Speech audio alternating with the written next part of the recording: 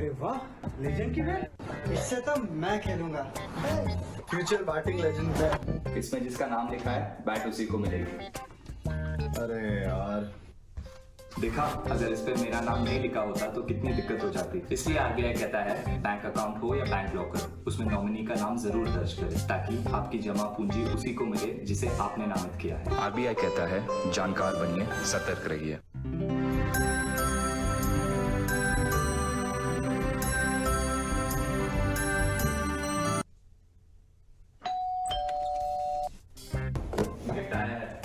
अरे वाह, लेजेंड की बैट। इससे तो मैं खेलूंगा।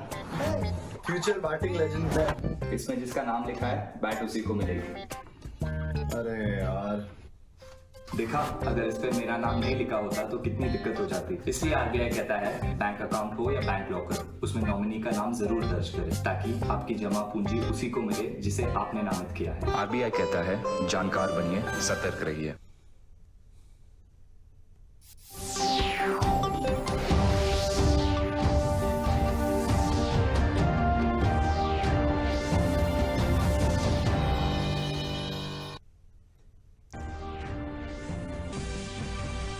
प्रधानमंत्री नरेंद्र मोदी ने पश्चिम बंगाल स्थित विश्व भारती विश्वविद्यालय के शताब्दी समारोह को किया संबोधित। कहा, भारत के आत्मसम्मान की रक्षा के लिए बंगाल की पीढ़ियों ने खुद को खपा दिया है।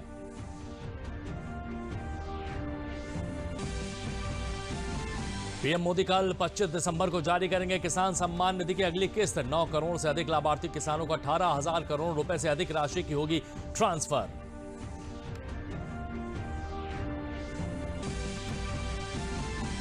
मुख्यमंत्री योगी आदित्यनाथ ने धान क्रय केंद्रों की व्यवस्था को सुचारू बनाए रखने के लिए दिया निर्देश। कहा, धान क्रय प्रक्रिया फरवरी 2021 तक होगी संचालित।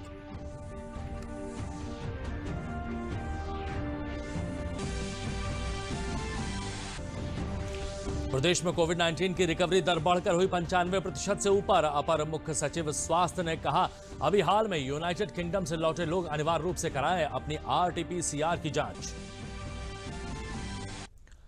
नमस्कार, मैं हूं विजय श्रीवास्तव और अब समाचार विस्तार से, जिसमें सबसे पहले बात करेंगे शताब्दी समारोह की। पश्चिम बंगाल स्थित विश्व भारती विश्वविद्यालय का शताब्दी समारोह मनाया जा रहा है। इस मौके पर आज प्रधानमंत्री नरेंद्र मोदी ने वीडियो कॉन्फ्रेंसिंग के माध्यम से समारोह को संबोधित किया। इस अवसर पर पश्चिम बंगाल के राज्यपाल जगदीप धनखड़ और केंद्रीय शिक्षा मंत्री रमेश पोखरियाल निशंक भी मौजूद थे। विश्व भारती देश का सबसे पुराना केंद्रीय विश्वविद्यालय है। पीएम मोदी ने कहा कि भारत की आत्मा, भारत की आत्मनिर्भरता और भारत का आत्मसम्मान एक दूसरे से जुड़े हुए हैं। पीएम मोदी का कहना है कि भारत के आत्मसम्मान की रक्षा के लिए बंगाल की पीढ़ियों ने खुद को खपा दिया है।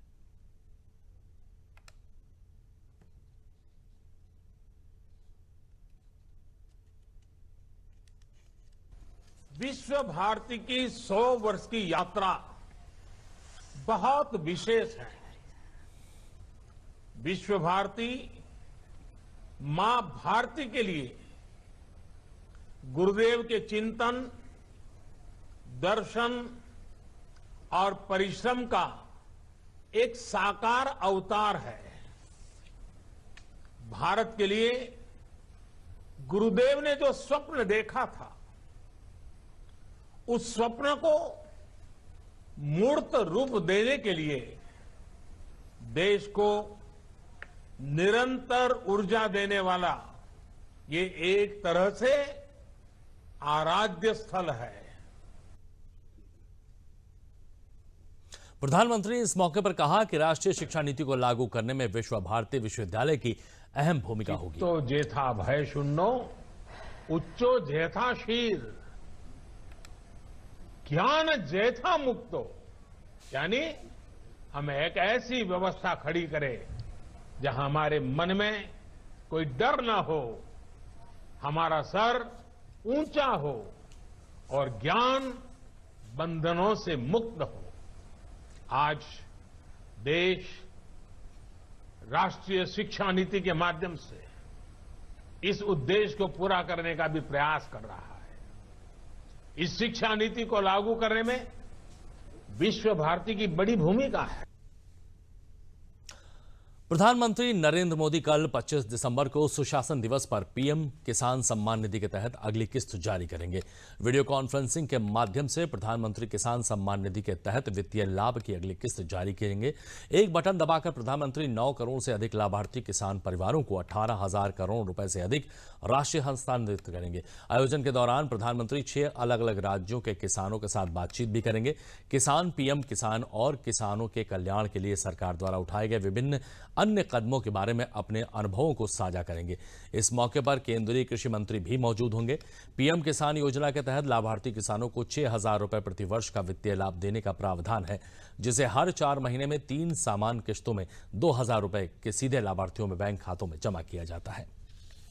सुशासन दिवस के अवसर पे विश्व के सबसे लोकप्रिय नेता माननीय प्रधानमंत्री जी 9 करोड़ किसानों को 18,000 करोड़ रुपए उनके सीधे अकाउंट में देने वाले हैं। देश भर में प्रत्यक्ष रूप से किसानों की भागीदारी 1 करोड़ से अधिक होने वाली है और 5 करोड़ से अधिक किसान माननीय प्रधानमंत्री जी को सुनेंगे। माननीय प्रधानमंत्री जी का संदेश कल 12 बजे देश के सभी किसान भाई, आम नागरिक को प्राप्त होगा। बागपत से दिल्ली आए कुछ किसान संगठन के प्रतिनिधियों ने आज कृषि मंत्री नरेंद्र सिंह तोमर से मुलाकात की और उन्हें नए कृषि सुधार कानून के लिए धन्यवाद दिया। एक समर्थन पत्र सौंपते हुए किसानों ने उम्मीद जताई कि नए कानून से उनके जीवन स्तर और खेती किसानी में आसानी होगी। किसानों ने यह भी कहा कि कृषि सुधार कानूनों में संशोधन के लिए सरकार को दबाव में आने की जरूरत नहीं है। इस पर कृषि मंत्री ने उनका आभार जताया।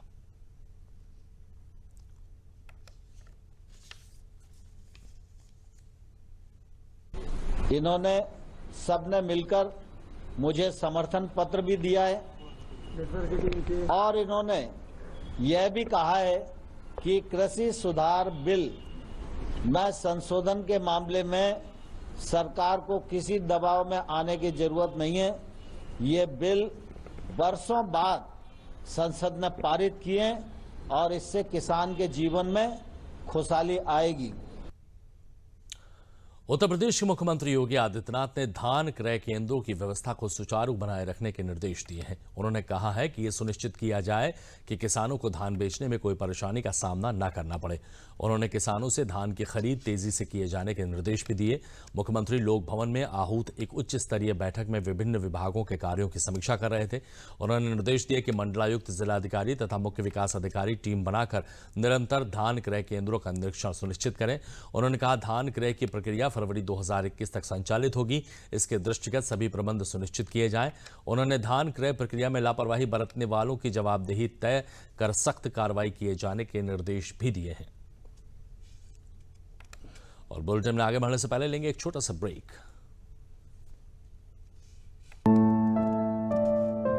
देखिए, बच्चा बीमार भी हो तो भी उसे टीके के लिए हर बार ले जाइए।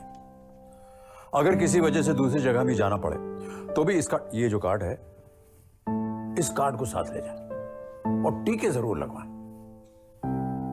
5 साल 7 बार, छूटे ना टीका एक भी बार।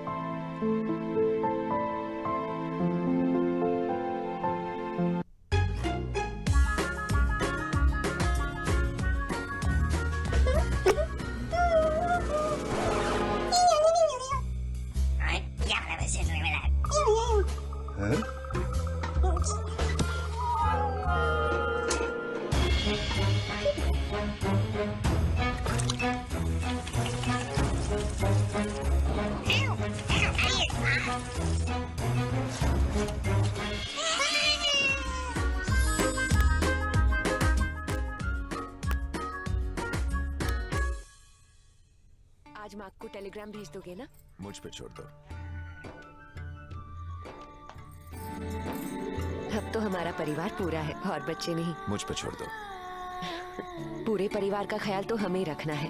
तभी तो हमने निर्णय लिया है कि मैं नसबंदी करवाऊंगा। और मुझे पता है इससे किसी तरह की कमजोरी नहीं होती। ये नई तकनीकी पुरुष नसबंदी है, न चीरा न टांका। इसमें समय भी कम लगता है और कोई परेशानी भी नहीं होती। पति पत्नी करें विचार, स्वस्थ नारी स्वस्थ परिवार। अपर मुख्य सचिव स्वास्थ्य अमित मोहन प्रसाद ने प्रेस वार्ता में बताया है कि प्रदेश में पिछले 24 घंटों में कोरोना संक्रमण के 1166 नए मामले सामने आए हैं और इसी अवधि में 1183 कोरोना संक्रमित मरीज उपचार के बाद पूरी तरह से ठीक होकर डिस्चार्ज किए गए हैं।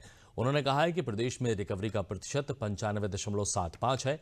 उन्होंने बताया कि जो लोग अभी हाल में यूनाइटेड किंगडम से लौटे हैं उनके लिए अनिवार्य है कि वे अपना RT-PCR की जांच करवा लें। वायरस के संबंध में प्रदेश की स्थिति इस प्रकार है। विगत 24 घंटों में संक्रमण के 1166 नए प्रकरण सामने आए हैं। इसी अवधि में उपचारित होकर डिस्चार्ज होने वालों की संख्या 1183 है। इस समय प्रदेश में एक्टिव इन्फेक्शन के केसेस की संख्या 16,299 है। जो लोग संक्रमण प्रारंभ होने से लेकर अब तक स्वस्थ हुए हैं और डिस्चार्ज किए गए हैं, उनकी संख्या अब बढ़कर के 5,54,202 हो गई है और रिकवरी का प्रतिशत अपने प्रदेश में अब बढ़कर के 95.75% हो गया है, 95.75%। प्रारंभ से अब तक कोविड संक्रमित लोगों में से 8,267 लोगों की मृत्यु हुई है। कल प्रदेश में 1,40,055 सैंपल्स की जांच की गई और अब तक कुल मिलाकर 2,29,72,685 सैंपल्स की जांच की जा चुकी है। अपर मुख्य सचिव सूचना नवनीत सहगल ने बताया है कि प्रदेश में औद्योगिक गतिविधियां सामान्य रूप से चल रही हैं। प्रदेश में रोजगार बढ़ाने के लिए मिशन रोजगार चलाया जा रहा है और उसी के अंतर्गत लघु एवं सूक्ष्म स्तर के उद्योगों में अधिक से अधिक रोजगार के अवसर पैदा हों, इसका भी प्रयास किया जा रहा है। प्रदेश में औद्योगिक गतिविधियां सामान्य चल रही हैं। प्रदेश में रोजगार के अवसर बढ़ाने के लिए मिशन रोजगार चलाया जा रहा है और उसी के अंतर्गत लघु और सूक्ष्म स्तर के जो उद्योग हैं उनमें अधिक से अधिक रोजगार के अवसर पैदा हों, इसका प्रयास किया जा रहा है, क्योंकि ये देखा गया है कि लघु और सूक्ष्म उद्योगों में कम पूंजी की से अधिक रोजगार के अवसर पैदा होते हैं। तो बैंकों से समन्वय करके इन लघु और सूक्ष्म उद्योगों को वित्त पोषण कराया जा रहा है। अभी तक वर्तमान वित्तीय वर्ष में 6,80,000 नई MSME इकाइयों को 20,780 करोड़ रुपए के ऋण बैंकों द्वारा वितरित किए गए हैं। वर्तमान वित्तीय वर्ष में यदि हम पूर्व की से चल रही MSME इकाइयों को और नई इकाइयों को दोनों का अगर मिला लें तो लगभग 11 करोड़ और 30 लाख के आसपास कुल इकाइयों को वित्त पोषण किया गया है, जो कि लगभग 31,800 करोड़ रुपए का वित्त पोषण इनको इकाइयों को किया गया है। केवल इसी से लगभग प्रदेश में 27 लाख का रोजगार पैदा हुआ है। ये लक्ष्य हमारा है कि इस वर्ष में कम से कम 20 लाख MSME इकाइयों को इस प्रकार वित्त पोषण करके उनका स्थापना कराया जाए, ताकि प्रदेश में अधिक से अधिक रोजगार के अवसर पैदा किए जाएं। केंद्रीय इस्पात राज्य मंत्री फग्गन सिंह कुलस्ते ने आरोग्य धाम चित्रकूट में रात्रि विश्राम के बाद सुबह कामनाओं के पूरक भगवान कामता नाथ के दर्शन व पूजा अर्चना कर कामदगिरी की 5 किलोमीटर की परिक्रमा की। संतों का आशीर्वाद भी लिया। अपनी धार्मिक यात्रा के दौरान पत्रकारों से बात करते हुए उन्होंने कहा कि कृषि बिल वापस करना संभव नहीं है। उन्होंने बताया कि सरकार किसानों की आय दोगुनी करने के लिए प्रयत्नशील है और मौजूदा कृषि बिल किसानों की आमदनी बढ़ाने के लिए लाए गए हैं। किसान अपनी फसल को मनमाफिक दामों में कहीं भी बेच सकता है। उन्होंने कहा कृषि बिल से कोई नुकसान नहीं है, किसानों को भ्रमित किया जा रहा है।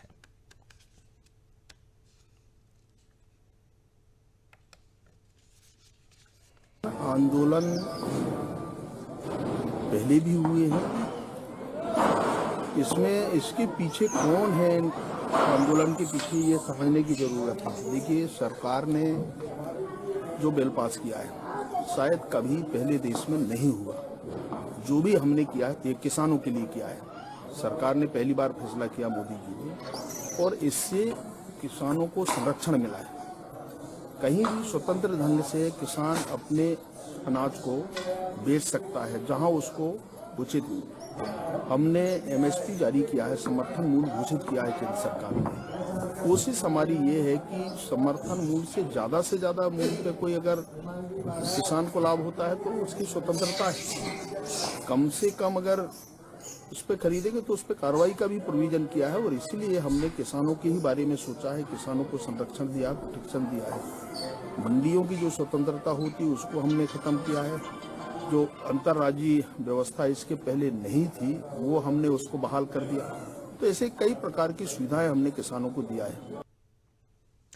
नाबार्ड ने 2021 और 2022 में प्राथमिकता प्राप्त क्षेत्र हेतु 3 लाख करोड़ से अधिक का ऋण योजना का आकलन किया है।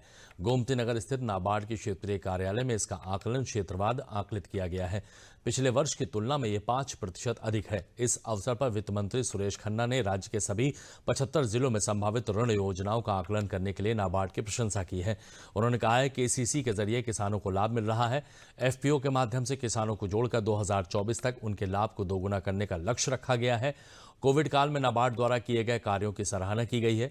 उन्होंने कहा कि 5 ट्रिलियन की अर्थव्यवस्था का लक्ष्य प्राप्त करने के लिए उत्तर प्रदेश के किसानों को मजबूत करना होगा। इसके लिए नाबार्ड लगातार काम कर रहा है। हमारा उद्देश्य यह है कि ज़्यादा से ज़्यादा किसानों के पास जो कर्ज लेने वाले हैं उनको पैसा इसके माध्यम से मिले, क्योंकि कम ब्याज के ऊपर पैसा ये मिलता है। साथ ही साथ किसान क्रेडिट कार्ड की नई व्यवस्था उत्तर प्रदेश सरकार ने लॉन्च की है और किसान क्रेडिट कार्ड ज़्यादा से ज़्यादा वितरित हों। अभी मात्र 44% लोगों को किसान क्रेडिट कार्ड मिले हैं। हमारा सोचना यह है कि 80% तक ये फिगर जानी चाहिए और हर प्रकार से उत्तर प्रदेश की सरकार और केंद्र की सरकार इस बात के लिए प्रतिबद्ध है कि हम ग्रामीण क्षेत्र को विकास के चरम सीमा पर पहुँचाएँ और ये सिस्टम हमारा उसमें सबसे ज़्यादा सहयोग कर सकता है। इसलिए हम सभी लोगों से ये अनुरोध करेंगे, जितने हमारे बैंकिंग प्रतिनिधि हैं उन सबसे हमारा अनुरोध है कि हर स्तर पर इसकी मॉनिटरिंग करके इसको लक्ष्य को प्राप्त करें। इसमें जितने भी टारगेट हमने रखे हैं उसको हासिल किया जाए और एक सुचारू रूप से उसको हो। तो हम समझते हैं कि अगले SLBC मीटिंग में इस पर हमने मंत्री जी को भी कहा है कि इस पर विशेष चर्चा हो कि कहाँ हमारी या तो आयोजन में या इम्प्लीमेंटेशन में, कार्यान्वयन में कमी रहती है। तो मुझे पूरा विश्वास है कि बैंक और राज्य सरकार मिलकर इन उद्देश्यों को, जो सरकार के भी, राज्य सरकार के और केंद्र सरकार के भी उद्देश्य है, उनको हम जरूर हासिल करेंगे। और मैं एक चीज़ बताना चाहूँगा कि कोरोना काल के बावजूद भी, जबकि 4 महीना तो पूरा लॉकडाउन रहा और लगभग 8 महीना गतिविधियाँ इतनी तेज़ी से नहीं चल पाई जितने नॉर्मली चलती है, तो इसके बावजूद भी सितंबर तक, जिसके आंकड़े आज तक बैंकिंग के आंकड़े हमारे पास उपलब्ध हैं, उसमें बैंकों ने भी एक अच्छा काम किया है। प्रदेश सरकार में गन्ना मंत्री सुरेश राणा ने आज गन्ना विकास विभाग की 3.5 सालों की उपलब्धियों की जानकारी दी। सुरेश राणा ने मीडिया को संबोधित करते हुए कहा कि योगी सरकार ने 3.5 सालों में गन्ना किसानों का रिकॉर्ड 1,12,889 करोड़ रुपए का भुगतान किया है। सुरेश राणा ने कहा कि लॉकडाउन के दौरान भी प्रदेश सरकार ने 119 चीनी मिलों को चालू रखा और 5,954 करोड़ का भुगतान लॉकडाउन के दौरान किया गया। उन्होंने कहा यदि समय से किसान को भुगतान मिलता है तो किसान की आय में तेजी से वृद्धि होती है। ये भी हमारे लिए बहुत गौरव की बात है कि आदरणीय मुख्यमंत्री जी के निर्देशन में उत्तर प्रदेश के गन्ना किसानों ने कदम से कदम मिला करके बहुत मेहनत के साथ इस क्षेत्र को आगे बढ़ाया। हम चाहे चीनी का उत्पादन हो, चाहे गन्ने के क्षेत्रफल का विषय हो, 3 वर्षों से देश में लगातार हम पहले स्थान पर हैं। माननीय योगी जी के नेतृत्व में उत्तर प्रदेश की सरकार में 3 वर्षों से लगातार हम गन्ने के क्षेत्र में देश में प्रथम स्थान पर हैं। और एक ऐसा विषय जिसमें हम सब लोग, मैं विशेषकर माननीय प्रधानमंत्री जी और माननीय मुख्यमंत्री जी की जो तकनीक के साथ किसान को जोड़ने की नीति है और जो चारों तरफ से योजनाओं के आधार पर किसान को लाभ देने की जो उनकी एक रणनीति है, उसी का एक बिंदु जिसमें निश्चित रूप से मैं माननीय मुख्यमंत्री जी के निर्देशन का आभारी हूं कि उन्होंने हम सबका समय समय पर मार्गदर्शन किया। उसका परिणाम है कि आज 70 करोड़ लीटर आपूर्ति के साथ एथनॉल की आपूर्ति में उत्तर प्रदेश देश में नंबर 1 है। और बुलेटिन में आगे बढ़ने से पहले लेंगे एक छोटा सा break. Hey girls! Hi! Congratulations! आज तो पार्टी चाहिए। पहले चैंपियन के साथ सेल्फी लेंगे। आइडिया, यही करते हैं पार्टी। Pizza party. ये चल अपना कार्ड और पिन दे। मेरे कार्ड की डिटेल्स मैं खुद ही डालूंगी। आरबीआई कहता है अपना पिन, ओटीपी, सीवीवी या इंटरनेट बैंकिंग पासवर्ड किसी के साथ शेयर ना करें। ऑनलाइन बैंकिंग सिर्फ अपने कंप्यूटर, मोबाइल और सिक्योर नेटवर्क से करें। बाय गर्ल्स, कहाँ जा रही है? सुना नहीं? No sharing. आरबीआई कहता है जानकार बनिए, सतर्क रहिए।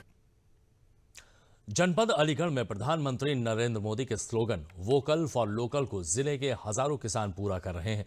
फार्मर प्रोड्यूसर कंपनी बनाकर किसान अपनी आमदनी बढ़ा रहे हैं। एफपीओ से जुड़कर किसान खुद के शेयर होल्डर हैं और अच्छा मुनाफा कमा रहे हैं। किसानों का कहना है कि कोरोना काल में ऑर्गेनिक हरी सब्जी, तेल, आटा, दाल, चावल की पैकिंग करके कंपनी के तहत बेचकर अच्छा मुनाफा कमा रहे हैं। इससे प्रोड्यूसर फार्मर्स कंपनी के हजारों किसान शेयर होल्डरों का अच्छा मुनाफा हो रहा है। वहीं उनका कहना है कि प्रोड्यूसर कंपनी के बनने के बाद आय दोगुनी हो गई है और बिचौलियों की मध्यस्थता भी खत्म हो गई है।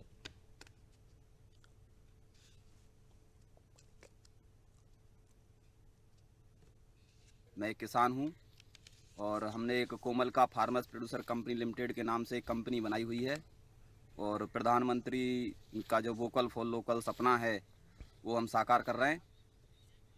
सरकार द्वारा हमें 15 तरह की वैरायटियां दी गई हैं जो हमारे खेत में लगी हुई हैं। हमारी आय के स्रोत हैं उसमें से आलू की, और प्रधानमंत्री जी इसी तरह से हमारी मदद करते रहें और जिससे हमें आय बढ़ती रहे हमारी। प्रधानमंत्री जी का मैं बहुत बहुत धन्यवाद करना चाहूँगा।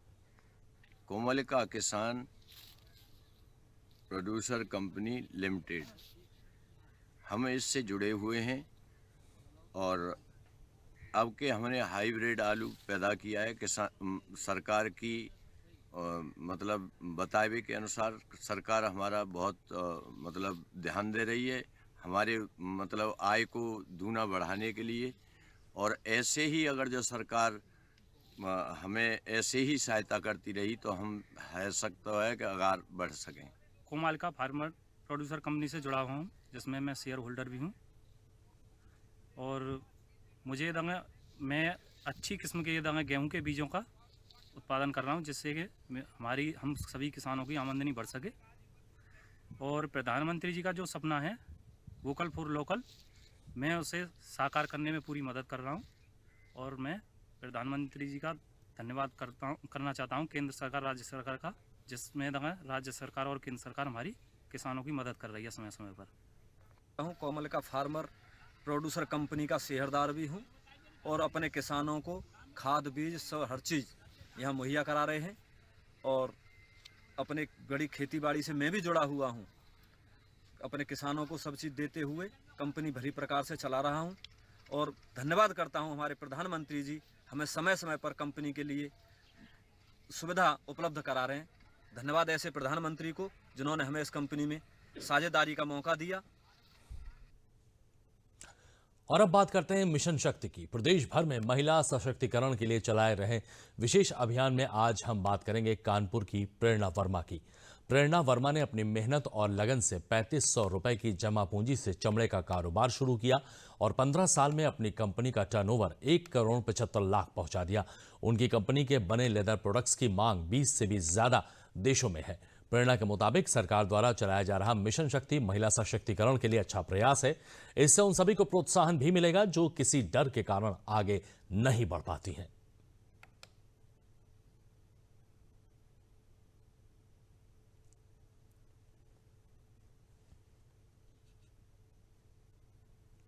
आप कभी किसी पे इंफीरियर अपने आप को फील मत करिए कि हम इंफीरियर हैं, कि हमसे तो ये होगा नहीं, अंडर एस्टिमेट मत करिए। एक बहुत फेमस प्रॉवर्ब है जिसमें no one can feel you inferior without your consent. तो ये बहुत इंपॉर्टेंट है कि आप इस पे ओवरकम करिए और आगे बढ़िए।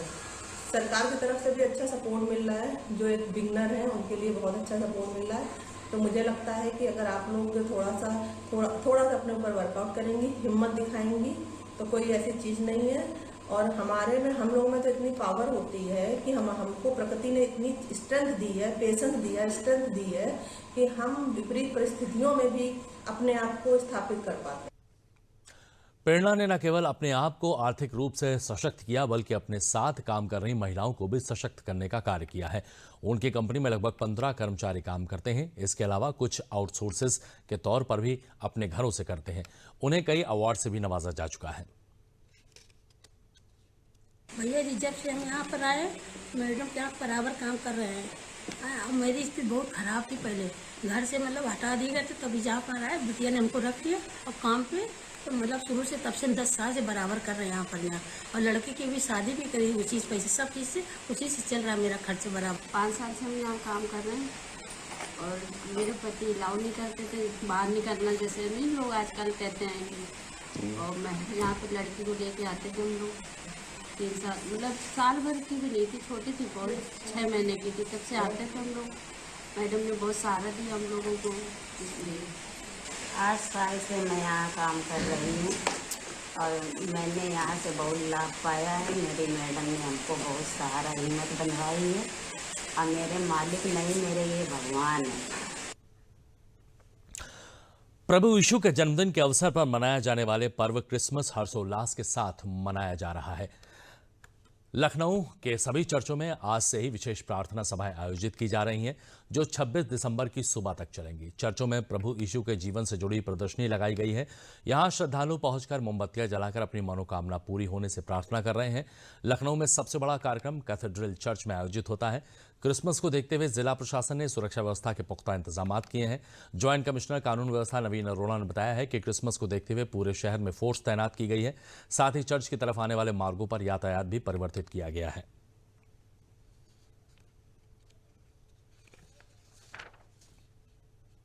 हम दोनों की तैयारी एक साथ कर रहे हैं। इस बीच में हमने ईसाई धर्मावलंबियों के साथ एक बैठक भी की है ताकि उनकी जानकारी ले सकें। पिछले वर्षों की जो करीबोध आख्याएं और एलआईओ रिपोर्ट्स हैं उसका अध्ययन किया गया तो ये पाया गया कि लगभग 1.5 लाख के आसपास लोग 24 की रात से 26 की मॉर्निंग तक चर्च में रहते हैं, खासतौर पर कैथेड्रल चर्च में हजरतगंज में। तो उसी के हिसाब से लोग उनकी तैयारी के प्रबंध थे। लेकिन इस बार कोरोना काल को देखते हुए बहुत से रेस्ट्रिक्शंस लगे हुए हैं कि चर्च के अंदर जो इनका इंडोर है उसमें 100 से ज़्यादा व्यक्ति या डिवोटी एक साथ उसके अलावा नहीं आएंगे। बाहर का जो इनका खुला स्पेस है, जो गवर्नमेंट की गाइडलाइन है कि उसका ओवरऑल परसेंटेज का 40% ही वहाँ पर केवल एकोमोडेट होगा, वो भी पर्याप्त सोशल डिस्टेंसिंग नॉर्म्स को देखते हुए। तो यही चर्च के लिए सारे निर्देश 34 यहाँ पे प्रमुख चर्च हैं जिनकी सूचना हमारे पास आई है, तो सबको ये निर्देश जारी कर दिए गए हैं। और बुलेटिन के अंत में प्रमुख समाचार एक बार फिर।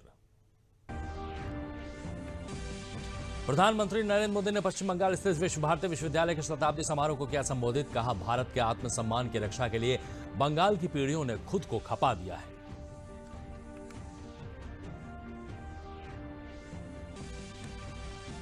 पीएम मोदी कल 25 दिसंबर को जारी करेंगे किसान सम्मान निधि की अगली किस्त। 9 करोड़ से अधिक लाभार्थी किसानों को 18,000 करोड़ रुपए से अधिक की राशि होगी ट्रांसफर। वीडियो कॉन्फ्रेंसिंग के जरिए 6 राज्यों के किसानों से करेंगे संवाद। मुख्यमंत्री योगी आदित्यनाथ ने धान क्रय केंद्रों की व्यवस्था को सुचारू बनाए रखने के निर्देश दिए। कहा, धान क्रय प्रक्रिया फरवरी 2021 तक होगी संचालित।